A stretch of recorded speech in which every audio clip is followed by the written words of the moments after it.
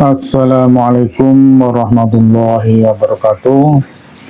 Jumpa lagi di channel Mbah Mun Ajat Karimullah, sebuah channel yang membahas tasawuf dalam perspektif ilmiah wa amaliyah.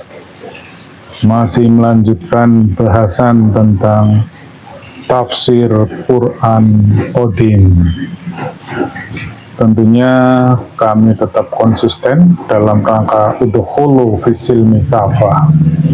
Tafsir-tafsir pada umumnya yang beredar di masyarakat pasti sudah kita ketahui bersama.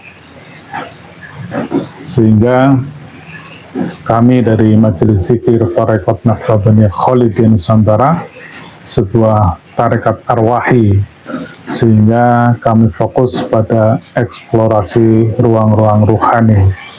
Atas dasar tersebut, maka kami mencoba mengeksplorasi Quran Qadimnya dalam perspektif ruhaniyahnya. Baiklah, kali ini kami akan mencoba memahami Quran Surat Al-Baqarah ayat 94. A'udzu billahi minasyaitonir rajim. Bismillahirrahmanirrahim. Qul in kanat lakumud darul akhirah indallahi khalisatan min dunin nas fatamannawul mauta in kuntum shadiqin. Katakanlah, jika negeri akhirat di sisi Allah khusus untukmu saja, khusus untukmu saja, bukan untuk orang yang lain. Jadi ditegaskan, khusus untukmu saja, ditegaskan kembali sama Allah, bukan untuk orang lain. Maka mintalah kematian jika kamu orang yang benar. Coba kita pahami lagi, ini adalah sebuah informasi sekaligus tantangan dari Allah, bahwa negeri akhirat di sisi Allah khusus untukmu saja, bukan untuk orang lain. Ini informasi dari Allah, hanya untukmu saja, bukan untuk orang lain. Maka mintalah kematian jika kamu orang yang benar. Agar pemahaman kita lebih presisi dan untuk memahami perbedaan antara tafsir pada umumnya dan tafsir pada perspektif ruhani atau Quran Qadimnya. Tentang Quran Qadim sudah sering kami bahas. Baiklah, tafsir yang pertama adalah dari Al-Muyassar, Kementerian Agama Saudi Arabia. Katakanlah, wahai Rasul, kepada kaum Yahudi yang mengaku-ngaku bahwa surganya diperuntukkan untuk mereka secara khusus, lantaran persangkaan mereka bahwa mereka adalah orang-orang kekasih Allah, tanpa ada orang lain yang menyertai mereka, dan bahwa sesungguhnya mereka adalah anak-anak dari kekasih-kekasih Allah. Apabila faktanya demikian, maka mohonlah kematian agar menimpa orang-orang yang mendustakan, baik dari kalian ataupun dari pihak lain, bila kalian orang-orang yang benar dengan klaim kalian itu. Jadi dilempar lagi. Ternyata hasil penelusuran kami, hampir seluruh mufasir maupun institusi-institusi keagamaan, pendapat mereka sama, yaitu bahwa Yahudi itu menganggap hanya dialah yang masuk surga, sehingga akhirnya ditafsirkan bahwa ayat ini untuk menantang Yahudi. Kalau kamu memang benar, surga hanya milikmu, ya silakan kamu mati dulu, gitu. Itu bahasa gaulnya seperti itu. Sebelum saya sampaikan dalam perspektif Qadimnya, coba kita renungkan lebih dalam lagi dan lebih cermat lagi. Yang pertama, Al-Quran itu sungguhnya ditujukan untuk siapa? Terus apakah Al-Quran itu dibatasi oleh ruang dan waktu? Ini menjadi penting pemahaman ini. dan sekaligus kami sampaikan menjadi pembeda antara pemahaman Qadim. Kalau pemahaman Qadim, Al-Quran itu bermakna universal, dia kompatibel dengan entitas apapun, dan dia tidak dibatasi oleh ruang dan waktu, dimanapun, kapanpun, dan entitas apapun dia akan kompatibel.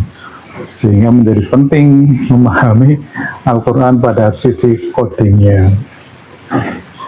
Kemudian yang kedua, setiap agama pasti mengklaim dirinya yang paling benar, sehingga surganya pun hanya bagi dirinya dan nerakanya bagi yang lainnya.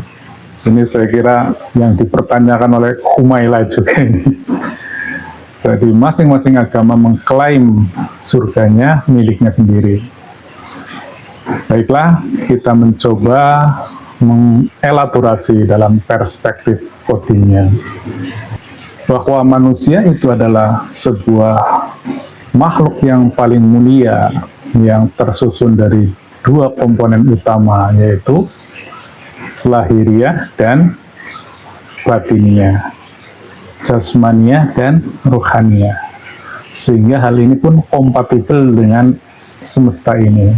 Semesta ini ada dunia dan akhirat, ada yang baru dan ada yang qadim. Dan hampir seluruh ayat-ayat Al-Quran itu sifatnya dimensional, bisa dipahami dalam dua perspektif tersebut. Kembali ke pemahaman bahwa Allah mendeklar akhirat itu hanyalah milikmu sendiri, bukan punya orang lain. Jadi dalam paham kami para pelaku pejalan rohani, ketika diri ini, ketika ruhaniah kita diaktifasi dan kemudian kita dapat bersambung dengan sistem wasilah, dan pada akhirnya persambungan itu mencapai pada tingkat kesempurnaan atau sudah waqobila, maka ruhaniah kita sesungguhnya sudah berada di alam qadim. Kesadaran kita yang menjadi dominan adalah kesadaran ruhaniah kita, sehingga seluruh instrumen-instrumen jasad itu mengikut kepada kesadaran ruhani, karena ruhani adalah dimensi yang tertinggi, dan hukumnya the higher dimension command the lower dimension. Jadi dimensi yang tertinggi akan mengontrol dimensi yang di bawahnya. Penjelasan ilmiahnya seperti ini tentang alam akhirat itu. Alam akhirat adalah, kalau dalam bahasa fisikanya adalah alam metafisika, sehingga tentu tidak bisa dipahami dalam perspektif fisika. Karena fisika dikali metafisika, maka hasilnya meta. Namun untuk memahami metafisika pun sesungguhnya sederhana, karena metafisika adalah fisika di alam meta. Bagaimana kita memahami alam akhirat? Mari kita coba analogikan dengan saat kita berhasil login ke dalam jaringan internet tersebut, maka kita sudah berada dalam kesendirian. Kita bisa berselancar di ruang-ruang yang amat luas yang tidak terbatas. Kita bisa mengakses apapun tanpa diganggu oleh siapapun. Itulah kurang lebih gambaran alam akhirat. Atas dasar hal tersebut, maka jelaslah ketika kita berhasil login, kita pasti sudah tahu ordinatnya, kita tahu frekuensinya, kita ada di gelombang mana. Sama juga dengan kita masuk akhirat, ketika frekuensi dan gelombang kita sama persis dengan gelombang mutlak, dengan gelombang ketuhanan, dengan gelombang qadim, maka itu akan kompatibel dan kita akan masuk ke alam akhirat. Dan kita sebagaimana login dalam internet, kita bisa berselancar, bisa menikmati. Kalau bahasa orang syariatnya itu surga gitu. Jadi memang luar biasa. Al-Quran ini memberikan pemahaman yang bertingkat-tingkat. Misalnya bagi orang yang pemahaman surga masih di level barang-barang konsumtif, ya tentu dikasih madu, susu gitu. Tentu bagi orang yang tidak suka madu dan susu ya tidak menyenangkan surga itu. Atau bagi para jomblo atau orang yang suka dengan hal-hal yang gitu-gituan, maka tawaran bidadari itu adalah sesuatu yang sangat menggiurkan. Kurang lebih seperti itu. Jadi memahami surga itu ya bertingkat-tingkat. Tetapi pada pemahaman tertinggi, surga kan ada di alam akhirat. Alam akhirat itu qadim. Qadim itu tidak dibatasi oleh ruang dan waktu. Maka dia tidak terdefinisi dan tidak terdeskripsi, tidak bisa dibayangkan dan tidak bisa dihayalkan, tidak bisa diabstraksikan dengan akal rasional kita. Jadi seperti itu, maka menjadi benar hakul yakin ayat Al-Baqarah 94 tersebut, bahwa akhirat itu hanyalah milikmu sendiri, bukan untuk orang lain.